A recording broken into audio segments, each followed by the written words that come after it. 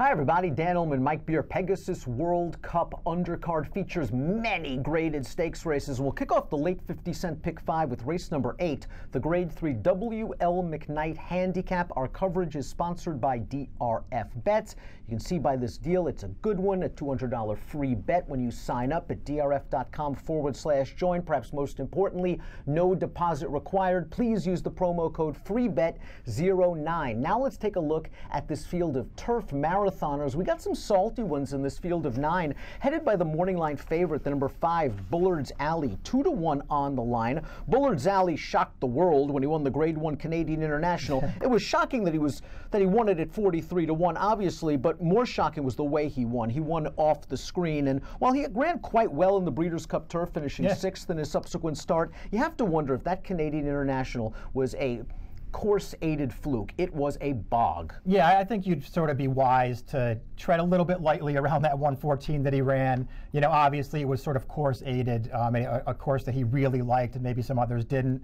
On the other hand, you know, he's been a pretty good horse for a long time. I think the real drawback to him in this race, I think he could easily win the McKnight. He's the kind of horse, if I was playing that late pick 5, I'd want to use him somewhere. The question is, you know, in the win pool, do you really want something? I mean, they have 2-1 on the morning line. Do you really want that kind of a price on him in here? He's not the kind of horse I'd be betting to win at that kind of a price. I agree 100%. In the 8 Challenge Jerkins, his most recent start, a race where he lost by a head and ran quite well, he was 6-5. It was the first time he was the favorite since 2015. That's been the story of Bullard's Alley's career. He's always an interesting alternative. When he's the favorite, there are enough questions and perhaps drawbacks that you might want to play against him, but he's a horse that you should use in multiple race wagers. When you think about mile-and-a-half turf routes, you think of a slow pace. I think this pace is going to be legitimate. We take a look at the Timeform US pace projector. No bar here, but I'm surprised that the speedy number 9, Infinite Wisdom, is ranked 4th early. Yeah, me too. I think you're going to see him closer than that, but you're right. It's not like he's the only horse with speed. There is other pace in here. They put the 8, Mr. Cub, out on the lead here as he stretches out in distance. I guess I don't have any real argument with that. He is a horse who wants to race forward, but I think you're right. I think you're going to see Infinite Wisdom with Frankie Dettori get forward in this race. He's going to be right up there on the pace, and I actually feel like he's a pretty big threat in this race. I think he's a major threat, especially if he can slow it down, a la the John's Call Stakes at Saratoga, when he just walked on the lead and he kicked on home for a Rad Ortiz. Now, in the Jerkins, we'll talk about that race. Bullard's Alley finished best of the 3 horses coming out of that race.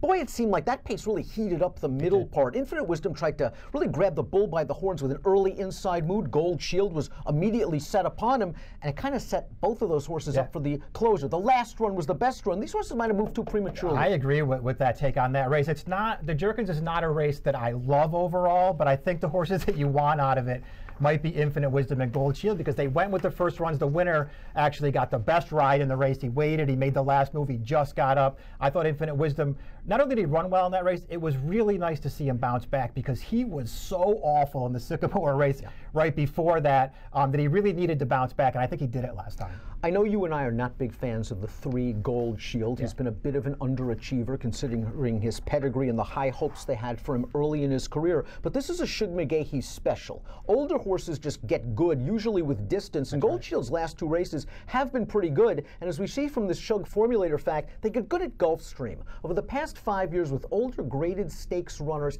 going long on turf at Gulfstream, 33%, 220 ROI, this horse could easily win. Yeah, I can't really knock him. He has, you know, plenty of races that just suggest he's as good as anybody in this field.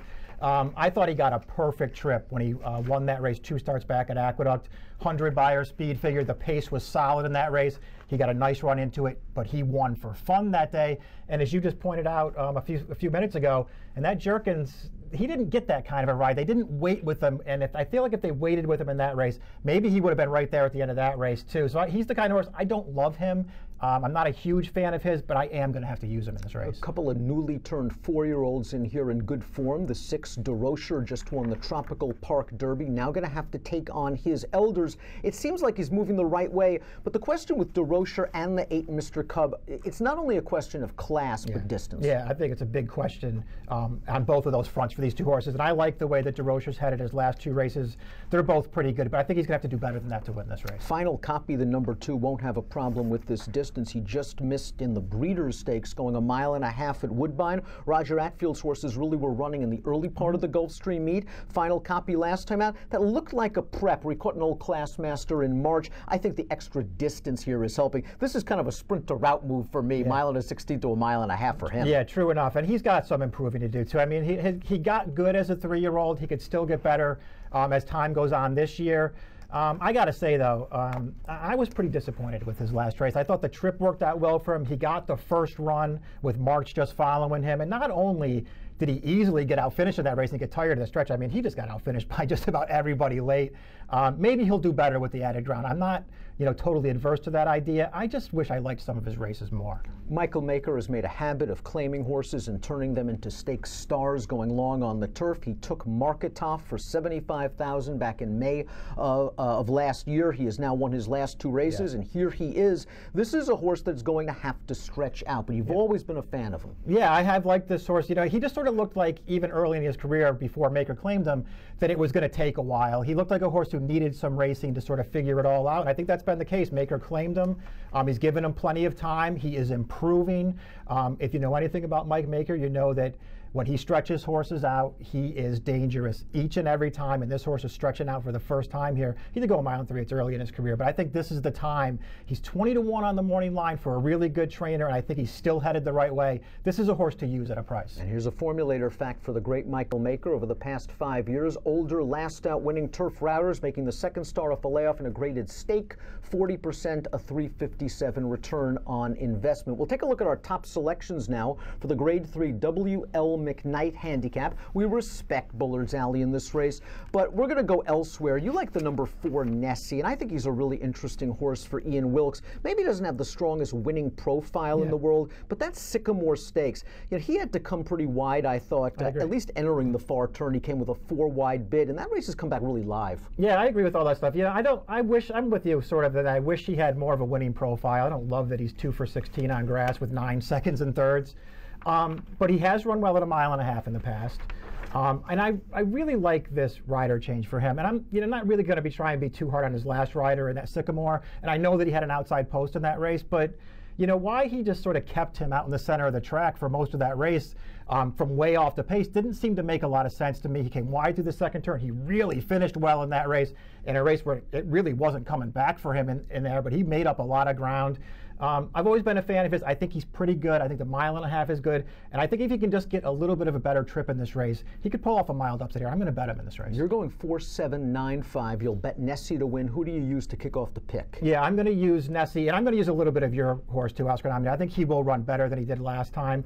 I'm also going to use Gold Shield, and I'm going to use that Maker horse down on the rail Marketoff. I think he's the long shot you want to include somewhere. Oscar Nominated is going to be my top selection in this race. He doesn't have a winning profile either. Lots of seconds in his career. And it was a bit disappointing in fire last time out in the Red Smith because, well, he doesn't win very often. He usually runs. He was jammed up a little bit entering the far turn, but there was just nothing there in the stretch. I like that Maker's given him at least a little bit of time because he was running race after race after race without a layoff. I think if there is some hitting up front, it benefits Oscar Nominated. He ran well at Gulfstream already. I'm going to give him a chance, but he needs to drift a little bit off of the 3-1. Oscar Nominated will be my top pick. I probably lean with Bullard's Alley in the multiple race wagers. Maybe Mr. Cub underneath in single race exotics. I think that horse has a little bit of potential, but the distance a question mark. Mike's going 4, 7, 9, and 5. I'm going 7, 8, 5, and 6 in the Grade 3 McKnight. And again, if you're playing the Pegasus World Cup card, a $200 free bet with no deposit required is yours when you go to drf.com/join and use the promo code FREEBET09.